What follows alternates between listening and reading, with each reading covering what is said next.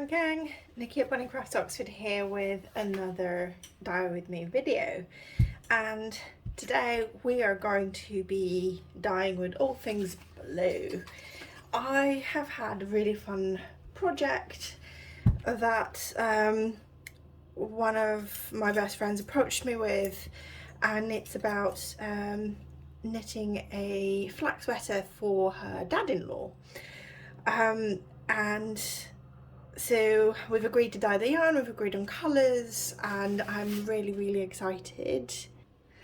So the colours that we had agreed on are based on this yarn. I dyed this a few episodes ago. I will try and put a link in the iCard. Hopefully I remember how the iCard works. But we dyed this actually as a sock blanket that we knit ourselves on my knitting machine, and this is a gradient yarn, so it goes from lightest to darkest because we dip dyed it. Dyeing gradient yarn for the flax sweater I don't think is going to be a good idea. I could essentially dye a whole load of different shades of blue and then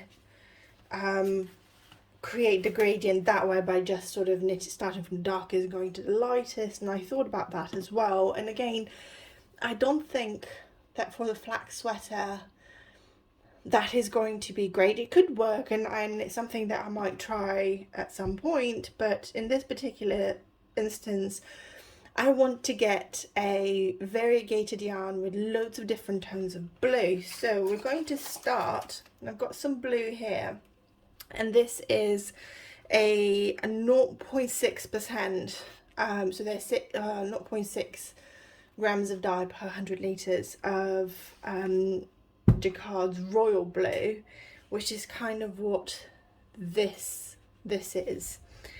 And we are going to... why do I do this? Why do I never have my stuff ready?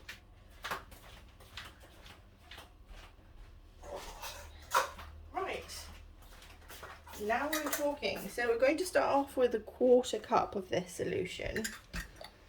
I have a feeling that might be a bit too much, but we will see. There is, I forget how much water is actually in here, but there is, I think, 8 cups of water. Could be 10. I measured it and then I forgot to write it down.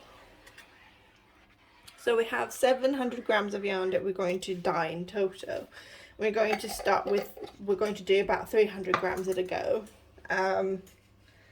Because, I mean, I could get 400 grams in here as well, but I'm not going to. So, let's just get the skeins out of the pre-wash. Pre-soak, not pre-wash, pre-soak.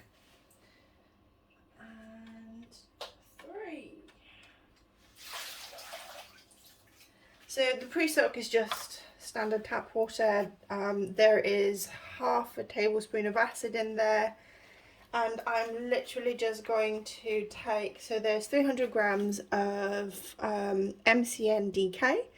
MCN stands for Merino Cashmere Nylon, so it's an 80-10-10 yarn, which means it's 80% merino, 10% cashmere and 10% nylon.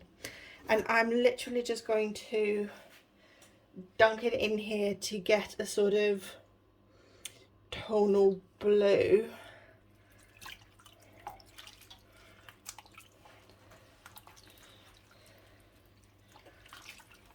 And just going to pop it in here, move it around, turn it around.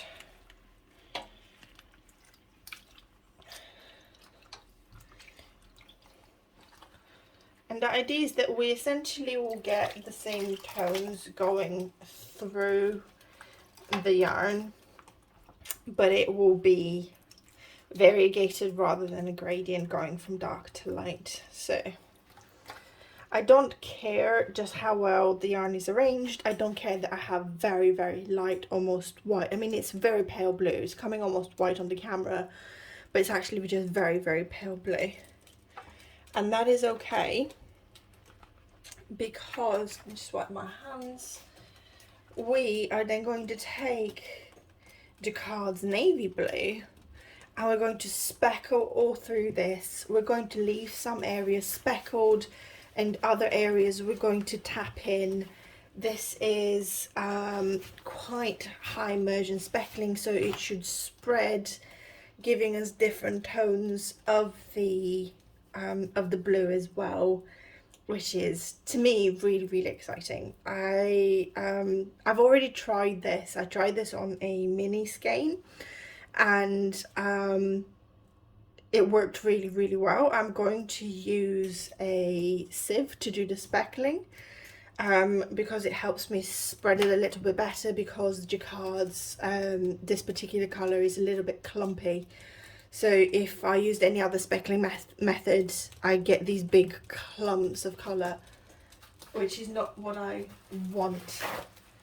The other thing is that it is 27 degrees Celsius in my kitchen at the moment. I think it's 24 outside. With the hobs on, it makes it really hot in here, and I'm sweating buckets all my days. It's so hot, so I'm really not going to enjoy having my mask on.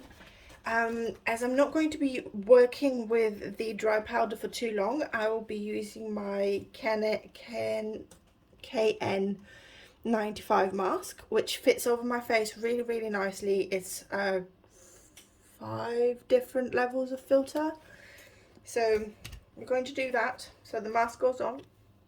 It muffles my voice less than the respirator mask. When I normally dye for my orders and stuff, I still use my big respirator mask, but for the videos, this works better because you can hear my voice better. So what we're going to do is we will speckle, tap, tap, tap a little bit, because we love a bit of tap, tap, tapping. And got my trusty tapping spoon.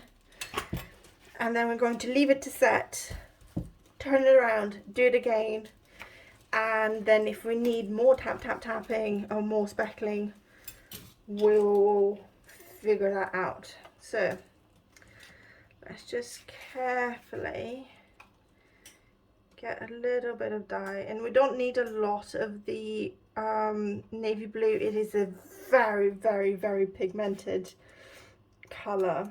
I'm going to put a little bit in. It's already falling in here.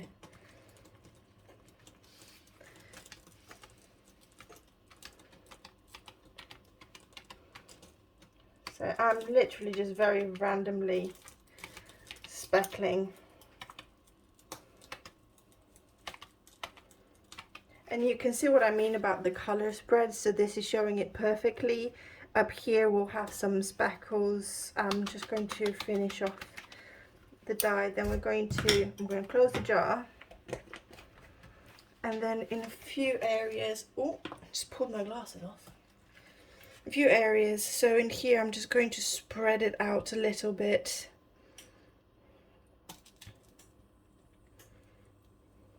So because there is enough vinegar in here, we're going to have speckles left behind even when I'm tapping this. The tapping is helping me spread the different tones of darker blue throughout, while also keeping some of that speckle in here. I'm just going to... So yeah, I'm just going to tap all of it actually, because you can see we still have some speckles being left behind.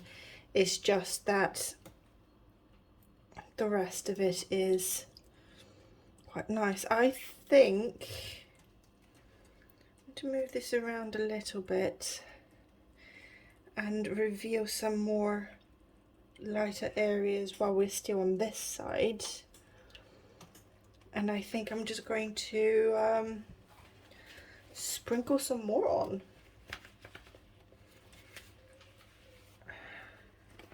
I absolutely love this sort of colorways.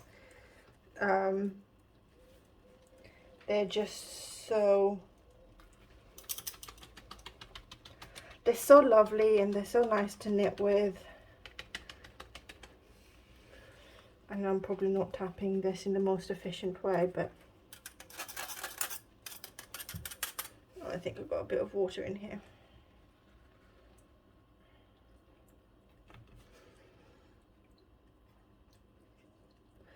Oh, this, it looks like, so this is something I might need to try and dye this colour as well, because it looks like it might be a colour that breaks, or I don't know, because when you first pop it in the water, and I don't know whether the camera will show it, it has a bit of a purpley sort of violet tinge to it. Okay, I'm going to do something strange. I'm going to dip that in here because there's a lot of blue and I don't want to waste that dye, and then I'm going to, I have a load of these so I can actually use a few others, and here where we have a lot of blue I'm just going to spread it around. Oh, we got some nice, so yeah, I don't know if you can, let me just get you a little bit more to this side. Can you see this is purple? It still ends up being like a light blue, but it has a purpley tint to it. Righty ho. I'm not happy. I've got more light sort of.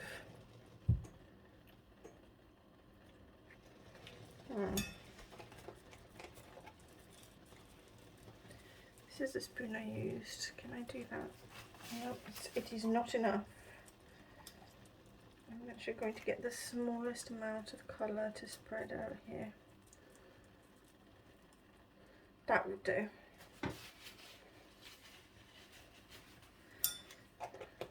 Okay, so we're going to give this 15 minutes and then we're going to flip it and do the same on the other side. I'm going to push this yarn up here because where the, oh, it's absorbing it quite quickly once you get it sorted. Okay, yeah, we're still going to give it 15 minutes to make sure that it's properly set, because I don't want more spread than this. I want to have all of these various tones of blue left, and then we'll be back in 15 minutes. Okay, let's flip this and do some more speckling. And oh, I forget to put my gloves on. I'm going to flip them one at a time. Oh, I love this. I love I'm absolutely loving the contrast. Just make sure I don't put it.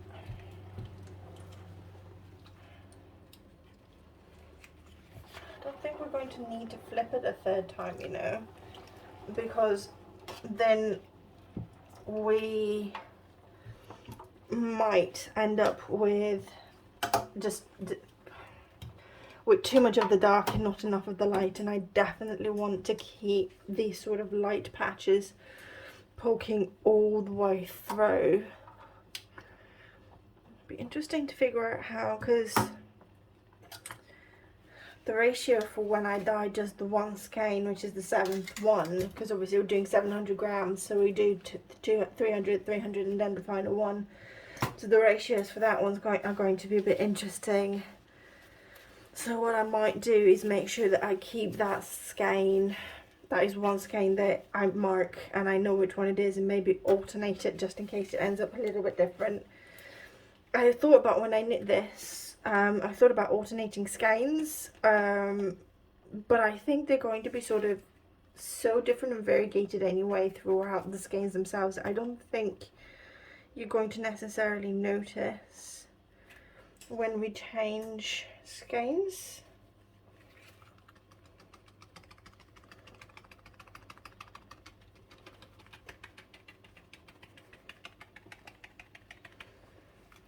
So I don't usually speckle using the sieves. I tend to either just use the spoon directly, or use my fingers, or use citric acid. Let's put this back in the jar. But I'm really coming around to, let's just dab this here. I'm really coming around to this technique. I like that I still have some control, but I mean, you don't really have control over speckling anyway when you're taking dye and you're dumping it. It's just kind of what I want to do. So as I was saying, when you're taking dye and you're just kind of dumping it from a height, you can't control exactly how that dye will fall, which is why I get a little bit annoyed whenever I have somebody buy some of this variegated yarn and say, well, the two skeins aren't the same, and I'm like, well, yeah, they ain't never going to be the same, love. It's just not how, I mean, it's just how hand-dyed yarn, it's never, you know, two skeins will never be the same. And if you ever expect them to be, you can get them pretty close. Like, there's certain colorways where, you know, you can get them to be pretty close, you know, tonal colorways. Tonal colorways, you can get skeins to, you know, be similar. Just rinsing the spoon in there. I'm just trying to decide if I want any more blue. I don't know that I do. I think I'd rather this sweater be a little bit on the lighter side, but also maybe I do want more blue here, where the two skeins are next to each other and they're creating resist. I mean, I could flip it. I'm a bit lazy. Also, I think, let's see, how dry is this? Okay, that's pretty dry.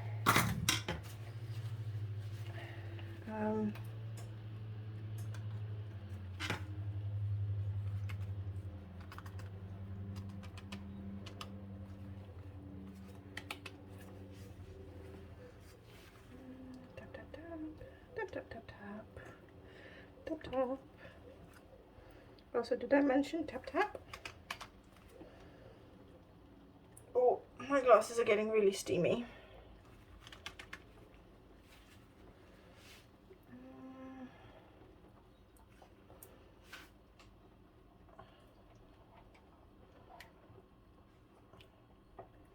I know I'm being a real idiot with this yarn right now. I'm moving it around.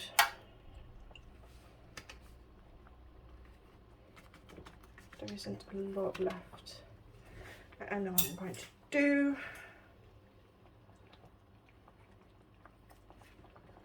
To take this, put some on my finger.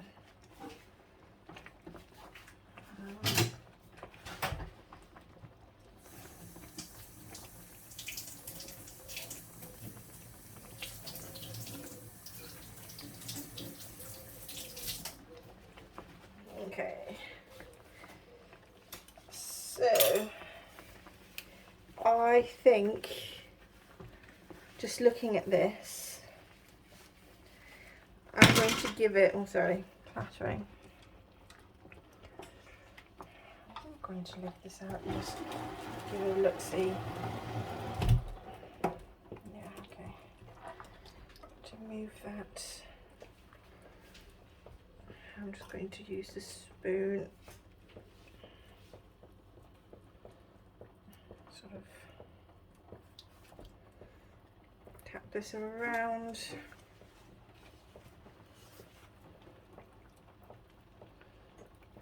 I mean, it's binding really quickly, which is kind of nice actually. I'm liking that. Oh, well, let's have a look what's happening up here.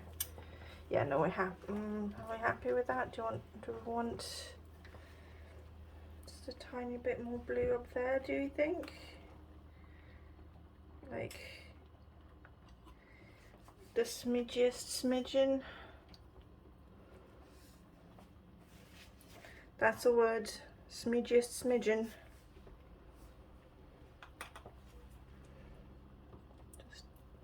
Okay, that's really dark. can do that. Take it out up here, and it'll be all glazed like.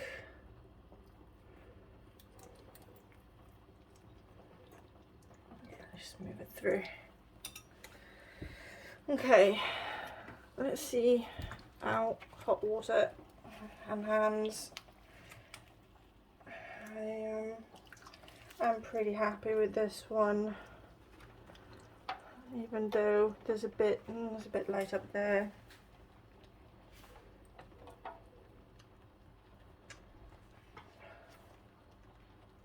This is the thing, like when you're playing with colour, I don't necessarily always know when to stop.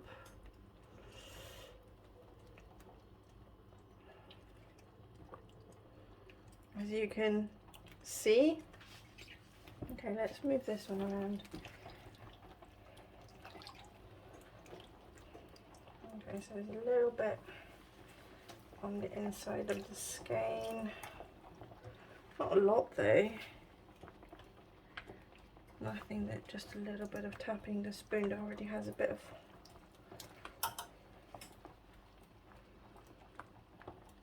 I think I'm done. I think I need to stop poking. I could probably poke till the cows come home and then regret it or love it. I don't know, but I'm just gonna move that around with my fingers. I'm going to give this 10 minutes and then I'm going to swap, take these out, put the next 200 grams in and start this process all over again. And hope that I don't melt in the meantime. So what I'm going to, just remove my mask for a second. What I'm going to do is I will film the other 4 skeins being dyed. Part of me is really tempted to whack all 4 of them in here, but I know I will regret it. So yeah, and then I'll just fast forward it for you, so that what is an hour for me will just be a couple minutes for you. I will see you at the other end.